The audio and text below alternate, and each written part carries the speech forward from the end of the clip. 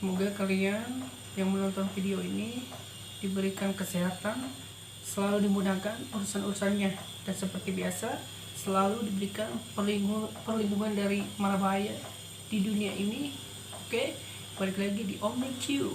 Iman ini segmennya ada kekuatan tidak bereaksi, cara mengontrol emosi, apakah Anda memiliki temperamen dan marah karena hal-hal kecil. Jika demikian, Anda perlu belajar bagaimana mengendalikan emosi Anda. Di dunia yang penuh dengan situasi stres, mudah terjebak dalam semua kekacauan. Tapi dengan memperhatikan emosi Anda dan belajar mengendalikannya, Anda bisa mengatasinya. Kendalikan kembali hidup Anda dan lakukan perubahan positif untuk masa depan. Nomor 1, tarik napas dalam-dalam. Setiap kali Anda merasa terlalu gelisah, luangkan waktu sebentar untuk bernapas dan tenang diri Anda sehingga Anda tidak bereaksi dengan cara yang akan Anda sesali nanti. Bernapas adalah salah satu cara paling efektif untuk menenangkan diri dengan cepat saat Anda sedang marah, kesal, atau frustasi. Ini bisa sangat berguna jika Anda merasa kewalahan oleh stres. Mengambil 3-4 napas dalam-dalam menenangkan sistem saraf Anda dan mengurangi stres pada gilirannya, membantu Anda rileks dan merasa lebih mengendalikan emosi Anda. Nomor 2, identifikasi pemicu emosional Anda. Mengidentifikasi adalah langkah pertama untuk mengendalikan emosi Anda. Pemicu emosi adalah hal-hal yang membuat Anda merasa marah atau kesal. Mereka bisa apa aja, dari orang tertentu, kenangan, dan tempat, hingga kata-kata tertentu, dan bahkan bau. Kita semua memiliki pemicu yang berbeda. Jadi ini membutuhkan refleksi diri dan introspeksi diri. Tetapi mengetahuinya apa yang memicu emosi Anda akan membantu Anda mengelolanya dengan lebih efektif dari memukul dalam kemarahan. Nomor 3, jangan memendam perasaan kuat Anda. Mungkin berpikir bahwa memendam perasaan Anda akan membuatnya hilang, tetapi itu tidak benar. Dalam hal mengendalikan emosi Anda, kuncinya di sini adalah regulasi, bukan represi. Mengakui bahwa Anda memiliki perasaan dan pengetahuan yang kuat. Cara terbaik menghadapinya dengan cara yang sehat, seperti membicarakannya atau menuliskannya.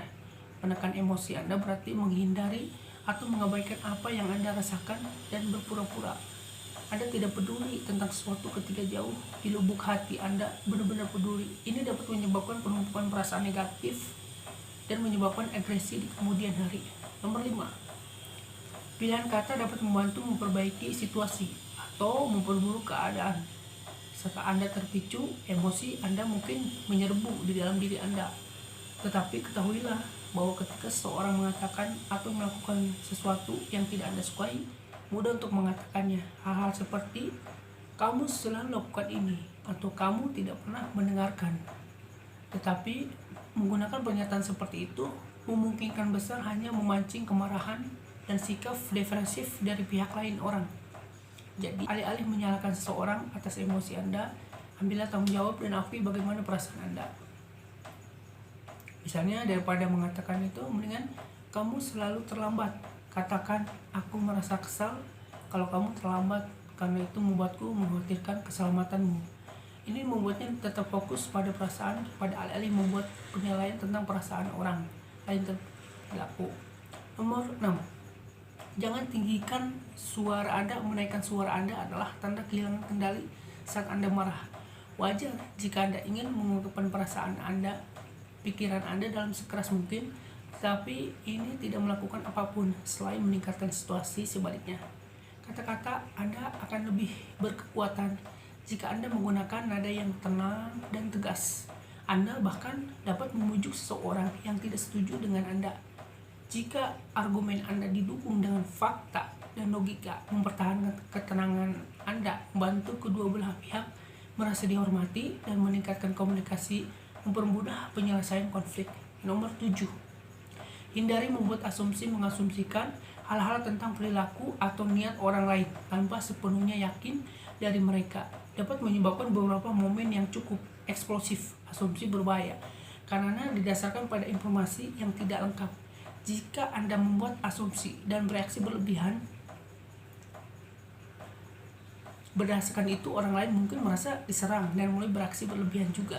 Jadi lain kali seseorang mengatakan atau melakukan sesuatu yang tidak Anda setujui atau tidak Anda pahami, jangan melompat ke kesimpulan. Alih-alih ajukan pertanyaan untuk mengklarifikasi apa yang mereka maksud sebelum membentuk opini tentang mereka. Komentar atau tindakan ini akan memungkinkan mereka menjelaskan diri mereka sendiri dengan lebih jelas sehingga Anda berdua dapat sepenuhnya memahami posisi satu sama lain dan bergerak maju secara konstruktif. Yang nomor 8, berempati. Ketika Anda merasa emosi, Anda mendapatkan yang terbaik dari Anda mungkin terbawa suasana oleh mereka, bukannya tetap rasional tentang apa yang terjadi di sekitar Anda, terutama benar ketika berhadapan dengan situasi sulit yang melibatkan orang lain. Tetapi jika Anda ingin mengendalikan emosi Anda saat keadaan memanas, maka mampu berempati dengan orang lain saat penting, dan ini mengharuskan Anda untuk membayangkan diri Anda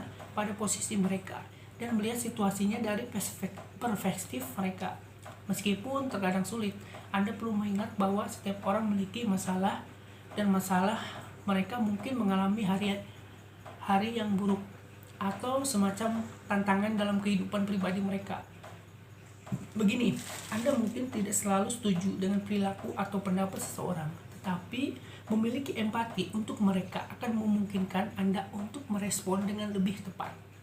Yang nomor 9, luangkan waktu. Jika Anda sudah mencoba segalanya, masih berjuang untuk mengendalikan emosi, luangkan waktu keluar. Ini adalah strategi yang efektif untuk mencegah reaksi berlebihan dan menyelesaikan konflik.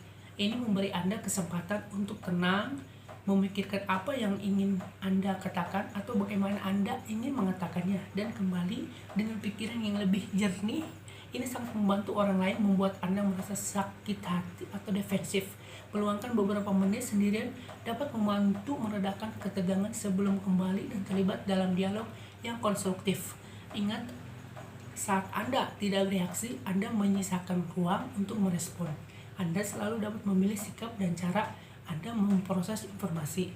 Meskipun seorang orang lain mencoba memancing reaksi dari Anda mengendalikan emosi Anda dan bagaimana emosi itu mempengaruhi tindakan Anda. Ini berarti bahwa jika seseorang mencoba mengganggu Anda, pada akhirnya terserah Anda apakah atau tidak kejadian itu akan memicu reaksi emosional dalam diri Anda. Jika menurut Anda video ini bermanfaat, berikan jempol dan bagikan dengan teman-teman Anda agar kami bisa terus membuatnya untuk lebih banyak video seperti ini. Tekan tombol berlangganan dan ingat untuk mengklik notifikasi lonceng.